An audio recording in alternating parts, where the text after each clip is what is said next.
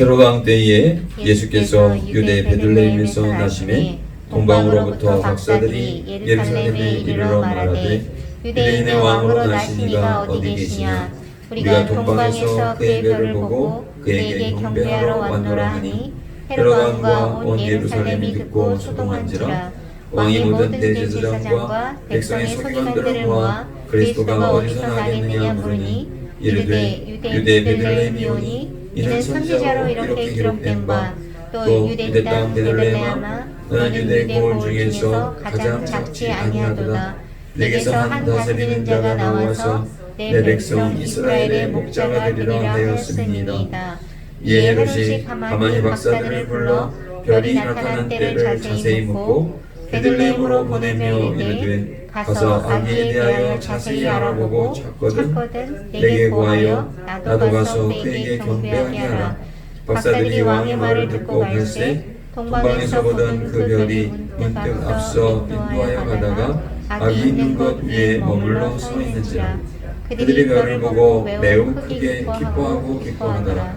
집에 들어가 아기와 그 어머니 마리아가 함께 있는 것을 보고 엎드려 아기께 경배하고 보배압을 열어 황금과 유향과 모략을 예물로 드리니라. 그들은 꿈에 헤롯에게로 돌아가지 말라 지시하심을 받아 다른 길로 고국에 돌아가니라. 아멘. 하나님께서는 천지를 참 보기 좋으셨다, 심히 좋으셨다 말하게 창조하셨습니다. 그리고 에덴에 아담과 하와를 두셨고 다른 것은 다 먹어도 좋지만 동산 중앙에 있는 선악을 알게 하는 나무는 손대지 말고 먹지 말라 이렇게 명하셨습니다. 그런데 뱀의 유혹에 넘어간 아담과 하와는 명령을 어기고 결국 에덴에서 쫓겨날 수밖에 없게 되었고 인간들은 어두운 가운데서 하나님을 싫어하며 대적하고 또 서로 미워하며 살아가게 됩니다. 이를 안타깝게 여겨서 하나님께서는 당신의 아들을 보내셔서 그 죄를 대속하고 구원의 길을 열어주시고자 그래서 새로운 은혜의 삶을 살아가게 하시고자 새로운 에덴으로 인도하시고자 하나님께서는 큰 계획을 펼쳐주셨습니다. 먼저는 하나님께서 이스라엘을 택하셨고 제사장 나라를 삼아주셨습니다. 그런데 하나님께서 그 계획 중에 택하신 이스라엘이 우상을 숭배합니다. 결국 하나님께서는 고난 가운데 그들을 두셨고 간절하게 메시아를 대망하고 자신들을 그 고난 가운데서 건져주기를 대망하는 그러한 가운데 처하게 만드셨습니다. 때가 참에 죄와 어둠을 물리치고 고난 가운데 진정한 산소망이 되시는 이스라엘뿐만 아니라 온 우주가 회복되는 복음, 빛 대신 예수 그리스도를 탄생케 하신 것입니다. 멀고 먼 동방 페르시아라고 하는 것으로 알려져 있는데 별을 연구하던 박사들이 오늘 말씀에 보면 별을 보고 왕이 나셨다라는 그런 사실을 알고 별을 따라 예루살렘에까지 이르게 되었고 헤롯을 찾아오게 됩니다. 유대인의 왕으로 나신 분이 어디에 있습니까? 동방 박사들이 찾아와서 묻는 물음에 헤롯과 온 예루살렘이 큰 혼란에 빠졌습니다. 헤롯은 대제사장과 서기관들을 불러서 박사들의 이 물음에 답변하게 합니다. 유대 땅 베들레헴입니다. 그들은 하나님의 말씀인 성경을 알았고 그 박사들의 질문에 알고 있었다는 듯이 친절하게 정확하게 답변을 할 수 있었습니다.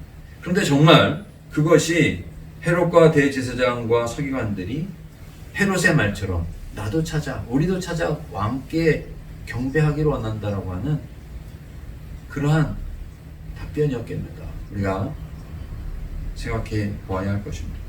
헤롯은요 유대인이 아니었습니다. 그 사람은 이두메 사람이었고요 돈을 많이 줘서 그 왕위를 로마에 가서 사가지고 유대의 왕이 된 사람이 헤롯입니다. 그리고 이미 자신은 30여 년 이상 왕위에 있었고 이제 자신의 왕위가 계승해야 되는 그러한 상황 속에서 불안한 가운데서 있는 이러한 때에 갑자기 뜬금없이 동방에서 박사들이 와서 왕으로 나신 이가 어디에 있느냐 우리가 그를 찾아 경배하겠다 했으니 이것이 무슨 큰 역모라도 있는 것처럼 이렇게 들리지 않았겠는가 우리가 생각할 수 있는 것이죠. 대제사장들과 서기관들의 말을 들은 헤롯이 동방박사가 온 때 별을 보았다고 하는 그때를 지으면서 아기들을 죽이려고 계획을 하고 있습니다. 헤롯은 뒤로 하고 제사장들과 서기관들은 정말 왕이 나셨나 보다 정신을 차려서 더 말씀에 집중하고 그리고 정말 그것이 사실인가 알아보는 그런 일이 있었어야 되겠죠. 그리고 성경에서 예수 그리스도의 나심을 예언하는 그 예언서를 보면서 이사야서 9장 6절은 이렇게 말씀하죠. 이는 한 아기가 우리에게 낳고 한 아들을 우리에게 주신 바 되었는데 그의 어깨에는 정사를 메었고 그 이름은 기묘자라 모사라 전능하신 하나님이라 영존하신 아버지라 평강의 왕이라 할 것임이라. 7장 14절에 그러므로 주께서 친히 징조를 너희에게 주실 것이라 보라 처녀가 잉태하여 아들을 낳을 것이요 그의 이름을 임마누엘이라 하리라 말씀하고 있는 이런 온 세상의 구주라고 하는 사실을 알 수 있었을 것입니다. 그런데 대제사장들과 서기관들은 그에게 비유를 맞추고 자신들의 자리를 차지하는 것이 전부였습니다. 별을 놓쳤던 박사들 다시 말씀을 듣고 난 다음에 베들레헴에 나신 왕으로 왕을 찾아서 이제 나아가게 되고 선자 예언의 말씀대로 베들레헴에 가보니 그때 호련히 다시금 별이 나타나서 아기 있는 곳으로 인도하여 줍니다. 박사들은 너무나도 크게 기뻐하면서 아기께 경배하고 그의 삶과 죽으심과 부활에 합당한 예물이죠. 황금과 위암과 모략을 예물로 드리고 돌아갔습니다. 우리는 성탄을 기다리는데 헤롯처럼 아기를 제거하려는 목적으로 성탄을 기다리는 것이 아니라 하나님을 사랑하며 그분이 보내신 아기가 누구인가 도대체. 그 시기와 장소뿐만 아니라 신앙의 선지들은 그 이후에 이 말씀이 선포되고 난 다음에 정말 그 아기가 누군가 열심히 연구했을 것입니다. 그 연구된 바가 오늘 우리에게 전해지고 있는 것이죠. 구원받은 삶의 기쁨과 능력과 감사의 삶으로 우리는 그 사실을 알았으면 이제 그 아기가 바로 우리 주 예수 그리스도시며 왕의 왕이시라는 사실을 알았으면 이제 그 은혜 가운데 나아가며 영광을 돌리며 살아가야 마땅하지 않겠습니까? 동방 박사들은 메시아께 합당한 우리를 구원하신 구주께 합당한 예물을 어떻게 알았는지 그 먼 곳에서 아마 6개월 이상 걸렸을 것으로 봅니다. 메시아께 합당한 예물을 어떻게 알고 준비를 해왔을까요?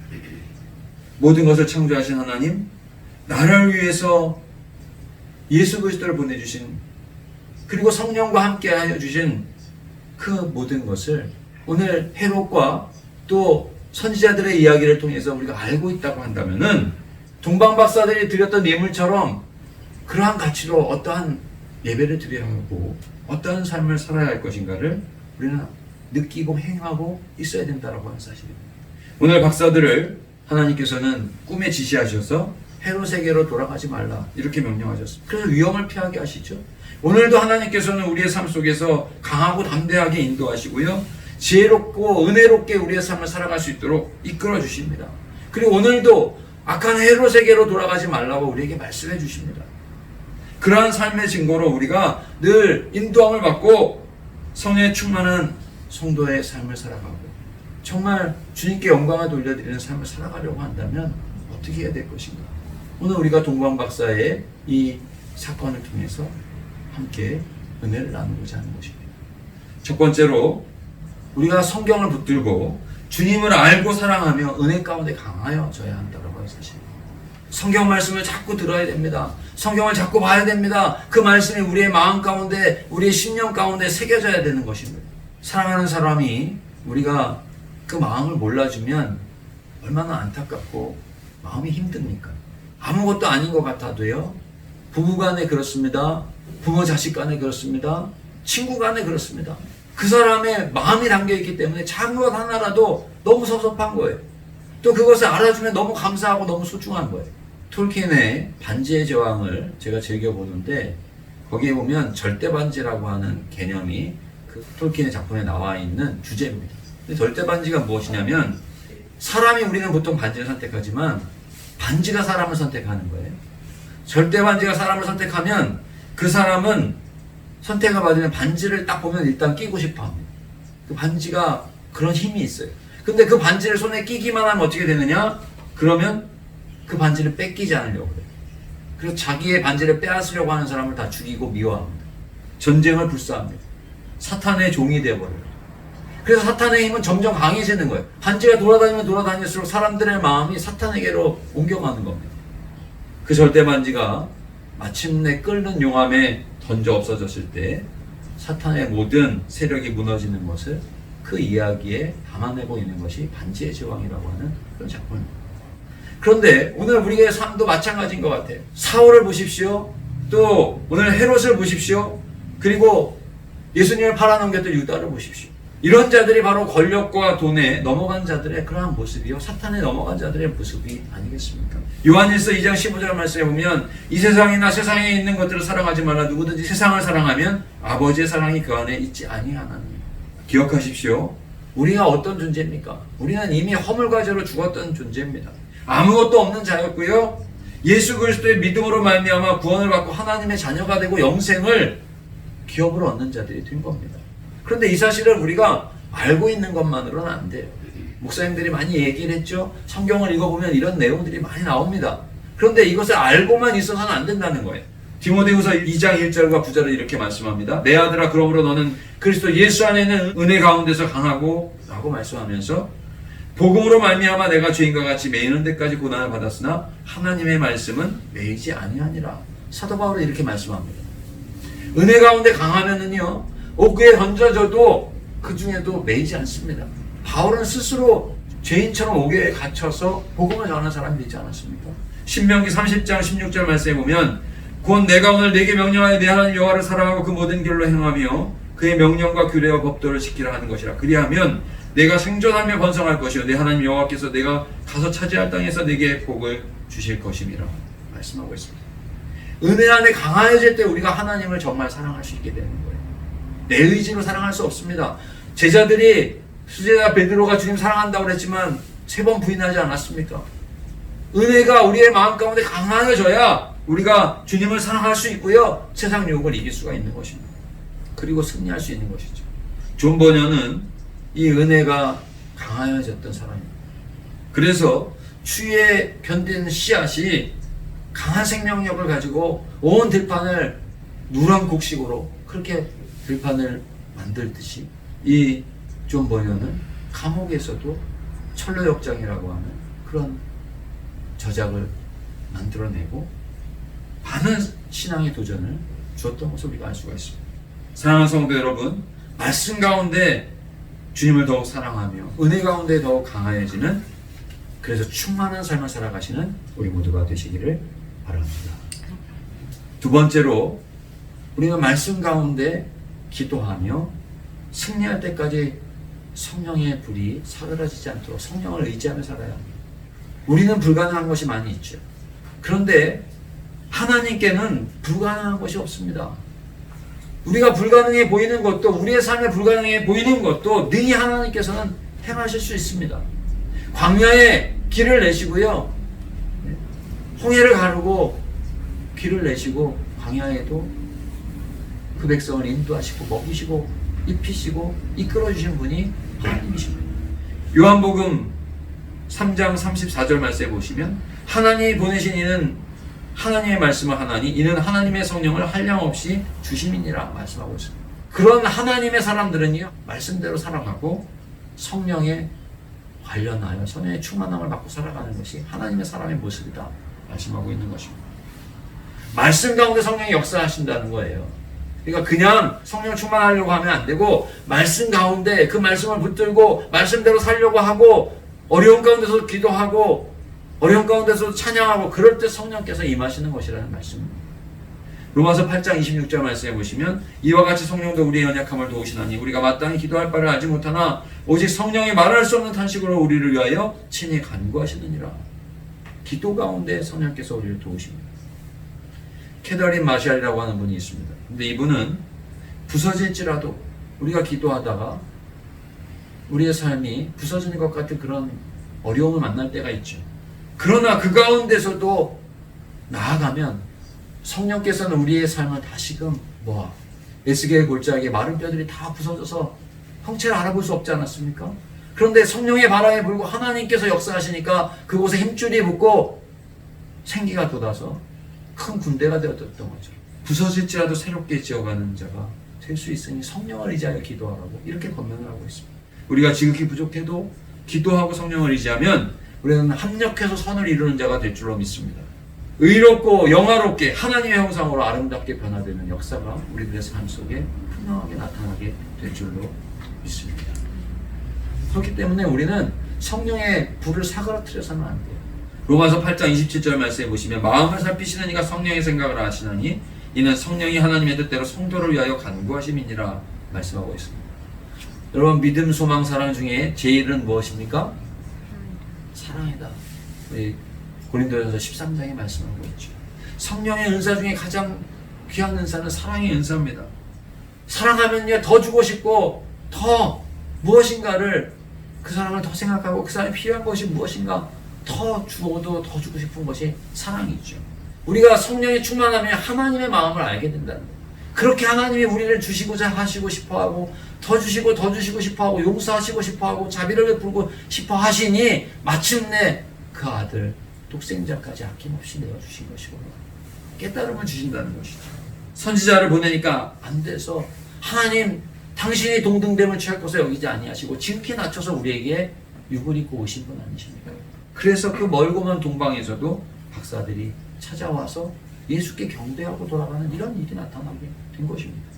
예수님께서도 사도행전 10장 38절 말씀에 보시면 하나님이 나사렛 예수에게 성령과 기름 붓듯 하셨음에 그가 두루다니시며 선한 일을 행하시고 마귀에게 눌린 모든 사람을 고치셨으니 이는 하나님이 함께 하셨습니다. 예수님도 성령을 의지해서 일을 하셨던 것을 볼 수가 있습니다. 성령 충만해야 합니다. 그래야 우리가 진정으로 기뻐할 수 있습니다. 진정으로 순종할 수 있습니다. 하나님의 뜻을 따를 수 있고 그럴 때 우리가 하나님께 영광을 돌려드릴 수 있는 것입니다. 이동원 목사님은 예수님께서 탄생하셨을 때 예루살렘은 너무나도 깊은 침묵과 정적 속에 있었습니다. 그러면서 오직 동방박사들만이 유대인의 왕으로 나신 이가 어디 계시냐 하고 질문에 질문을 던져서 예루살렘까지 찾아왔고 아기 예수를 찾아 경배할 때 황금과 유향과 모략을 드렸습니다. 그러면서 이분이 뭐라고 얘기를 하시냐면 하나님의 은혜와 성령의 인도하심이 있다라고 우리가 고백을 하고 감사를 하고 있다면 오늘 우리는 동방박사에게 교훈을 받아야 된다라고 이야기를 하면서 보석 중에 황금을 동방박사는 드렸는데 황금을 드리지 못한다면 당신의 몸을 드리십시오. 유향을 드리지 못한다면 당신의 사랑을 드리십시오. 모략을 우리가 드릴 수 없다고 한다면 당신의 생명과 인생을 드리십시오. 이렇게 도전을 하고 있습니다. 사랑하는 성도 여러분, 우리는 진정 하나님을 믿는 사람들입니까? 그렇다면 동방박사의 왕이 나심을 위해 그 멀고 먼 데서 찾아와서 세 가지 예물을 드리고 돌아간 이 사건을 통해서 우리는 큰 도전을 받아야 할 것입니다. 그분이 나를 위해 오셨다는 그 사실에 기뻐하면서 믿음으로 살아가는 우리 모든 성도님들이 되셔야 할 것입니다. 성경 말씀을 붙드십시오. 우리가 이 사실을 알아도 우리 다 알고 있는 내용이죠. 그러나 우리가 성경 말씀을 붙들고 예수 그리스도의 은혜를 알고 사랑하며 기도하면서 성령이 충만하지 않으면 그 아는 것이 우리에게 은혜로 다가올 수가 없습니다. 은혜가 강해질 수가 없습니다. 은혜가 강해질 때 우리는 하나님 앞에 영광을 돌리며 승리하는 삶을 살 수 있다는 사실을 잊지 않고 오늘 그러한 마음으로 말씀 가운데 은혜가 강해지고 또 그렇게 하기 위해서 말씀과 기도 가운데 성령이 충만하여 하나님 앞에 영광을 돌려드리는 우리 모든 성도님들, 그래서 성탄의 그 의미가 우리의 삶 속에 정말 사라지는 그러한 기쁨과 승리의 삶이 우리 모두의 것이 되시기를 간절히 원합니다. 동방 박사들은 결국 베들레헴까지 별빛의 인도함을 받았습니다. 지금 그 별은 없죠. 그러나 하나님의 말씀이 있습니다. 오늘 우리가 하나님의 말씀을 가지고 있고 우리 성령께서 우리와 함께 하십니다. 우리 이 시간 함께 찬양하면서 작은 마음 가운데 찾아오시는 우리 주님을 찬양하고 같이 기도하겠습니다.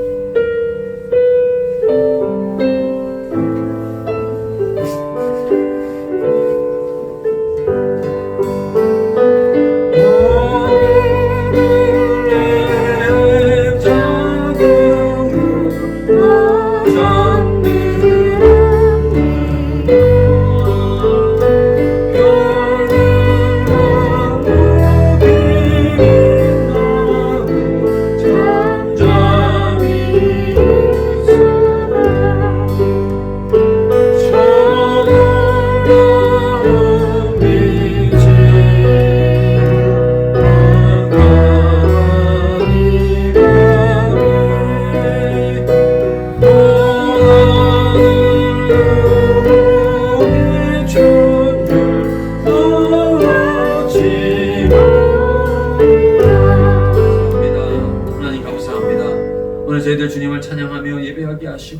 오늘 동방 박사들을 통하여 저희들 주님 우리를 위해서 나셨는데 우리들이 얼마나 적막 속에 얼마나 아버지 하나님 그 은혜를 알지 못하고 안다고 하면서도 주님 앞에 은혜가 강해지지 못하였고 말씀과 기도 가운데 성령이 충만하지 못하여 기쁨을 잃어버리고 은혜를 잃어버리고 감사함을 잃어버리고 살아왔는지 오늘 다시 한번 깨닫고 도전받게 하시니 감사드립니다. 주님 성령이 충만하게 하여 주옵소서. 말씀과 기도 가운데 살아가는 은혜가 충만한 하나님의 사람들로 살아갈 수 있도록 복 내려 주시옵소서. 그래야 성탄의 그 은혜가 우리의 삶 속에 날마다 넘쳐나게 하시고 우리의 인생이 참으로 주님을 마음 가운데 모신 기쁨과 감사의 삶을 살아가는 복된 삶을 살아가는 인생이 되어질 수 있도록 하나님 영광 돌려드리는 인생이 될 수 있도록 인도하여 주시옵소서. 이제는 예수 그리스도의 은혜와 하나님 아버지의 사랑과 성령님의 그 놀라우신 은총이 오늘 하나님 앞에 동방 박사들이 주님을 찾아와서 경배하고 돌아갔던 것처럼 참으로 우리 안에 찾아오신 주님만을 모시겠노라 다짐하며 또 하나님을 영화롭게 하는 삶을 살겠노라 다짐하는 우리 사랑하는 모든 성도님들에게 영원토록 함께하여 주옵시기를 간절히 축원하옵나이다. 아멘. 아멘.